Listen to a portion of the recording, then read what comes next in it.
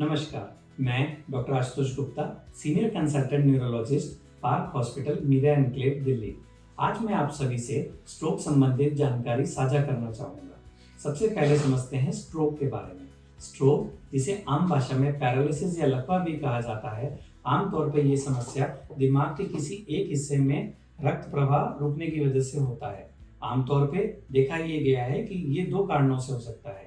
पहला, जब रक्त की नली में कोई क्लॉट आके फंस जाए, उसके कारण वहाँ की ब्लड सप्लाई रुक जाती है, इसको बोलते हैं इस्केमिक स्ट्रोक। दूसरा, उस हिस्से की अगर नस फट जाए और खून बाहर आ जाए तो इसको बोलते हैं हेमरेजिक स्ट्रोक। अब इसके लक्षण क्या होते हैं? इसके लक्षण आमतौर पे देखने को जो मिलते हैं उसको हम बी फास्ट की मदद से समझ सकते हैं। B fast, B for balance. अगर अचानक से किसी को चलने में लड़खड़ाहटपन होने लग जाए तो ये लकवे के संकेत है। इसके अलावा ई, अगर किसी को ई फॉर आइज, अगर किसी को अचानक से देखने में कोई दिक्कत आने लगे, चाहे धुंधलापन या अचानक से आंखों की रोशनी चली जाए, ये भी स्ट्रोक के संकेत हैं।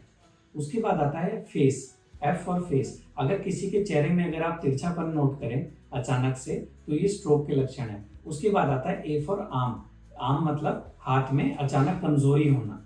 जैसे कि अगर आप किसी को बोलें कि अपने हाथ सीधे रखें, अगर उसका हाथ एक तरफ को लटक लगता है तो ये लकवे के लक्षण है। उसके बाद आता है स्पीच। अगर किसी की जबान अचानक से लड़खड़ाने लगती है तो ये भी एक स्ट्रोक का लक्षण है। उसके बाद सबसे महत्वपूर्ण चीज है टी, यानी कि टाइम।